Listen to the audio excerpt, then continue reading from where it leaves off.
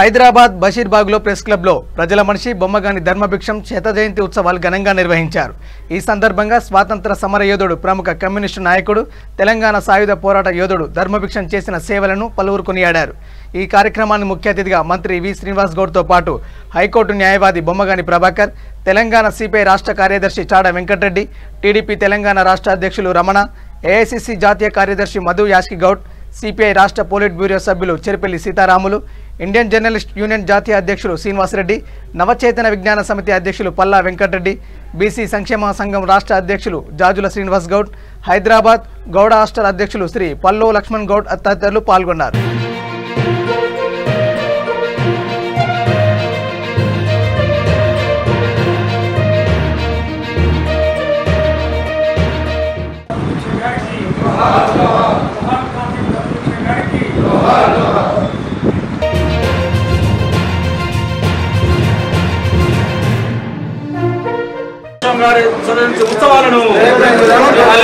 స్కూల్లో చదువుకునే రోజుల్లో ధర్మభిక్షం గారు పోటీ అసెంబ్లీలో పార్లమెంట్లో పోటీం గారినే గెలిపించండి. చేసిన తర్వాత విద్యార్థి దశలో విద్యార్థి ఉద్యమంలో యువజన ఉద్యమంలో తర్వాత పనిచేసిన తర్వాత వారితోటి మేము చిన్న వయసులో చిన్నవాళ్ళు అయినా కానీ వారు పార్లమెంట్ సభ్యులైన తర్వాత ఏదైనా సమస్యలు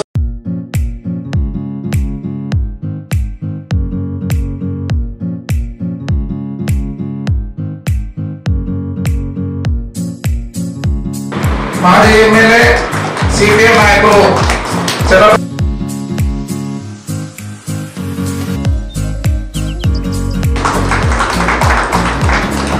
కాండే గారికి అయిపోయింది.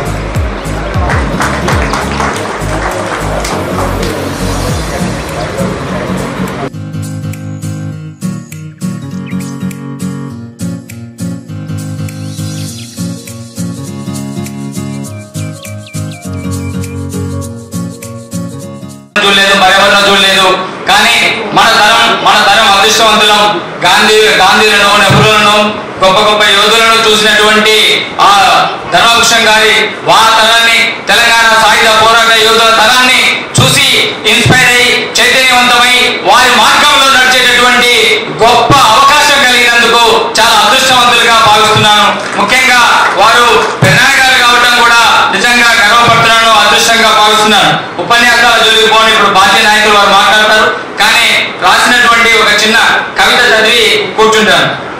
ఆకాశాన్ని నెత్తినెత్తుకున్న తాటి చెట్టు తల్లి మొగిళ్ళ చేతులు చాచి, ఆకాశాన్ని నెత్తినెత్తుకున్న తాటి చెట్టు మొగిళ్ళ చేతులు చాచి, తాటి చెట్టంత పెద్ద దిక్కు నీవేనని, తాటి చెట్టంత పెద్ద దిక్కు నీవేనని ఆయన నుదుటిన తిలకం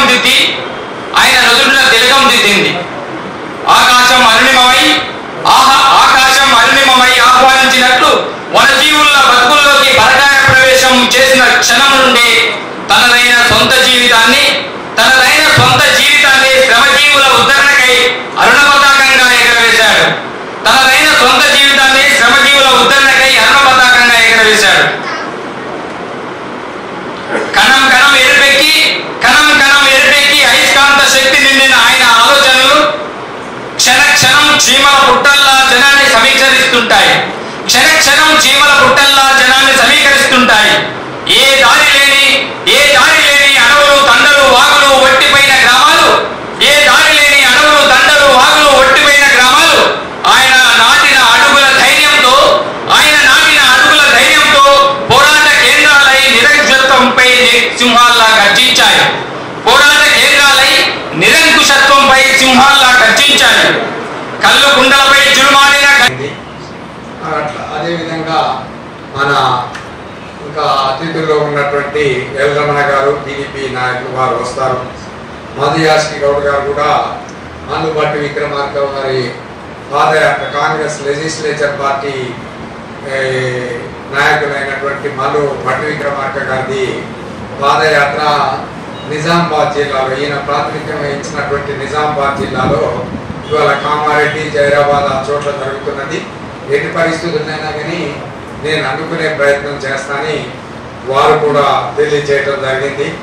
పల్లా వెంకటరెడ్డి గారు వారేమో ఇప్పుడే ఫోన్ చేశారు కోర్టులో.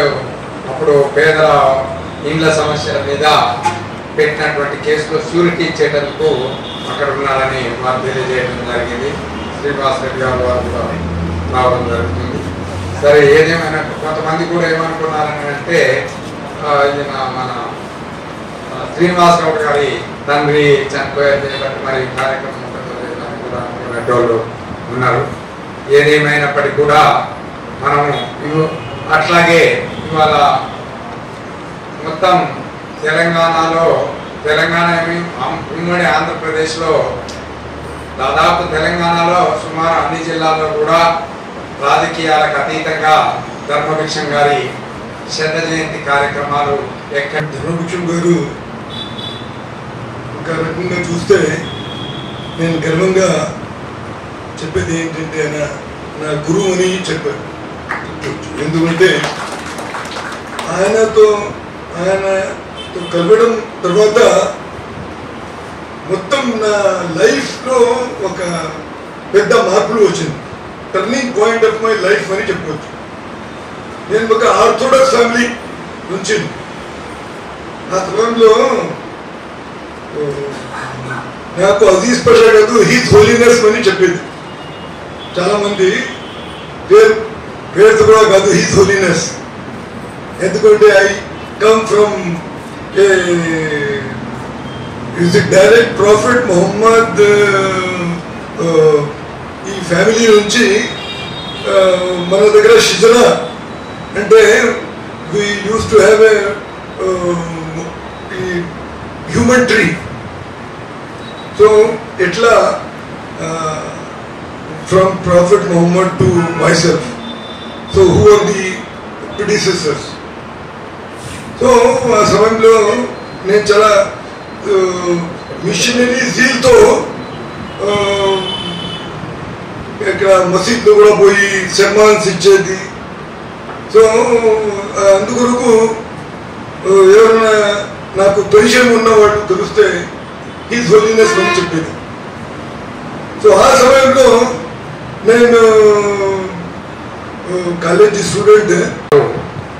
ధర్మభిక్షం గారు తనని ఏ రకంగా ప్రభావితం చేసిందనేదే కాకుండా నిజంగా కూడా వారు పేర్కొన్నట్లు ఆయన జీవితంలో ఒక కుటుంబ సభ్యునిగా ఉద్యమాలలో కూడా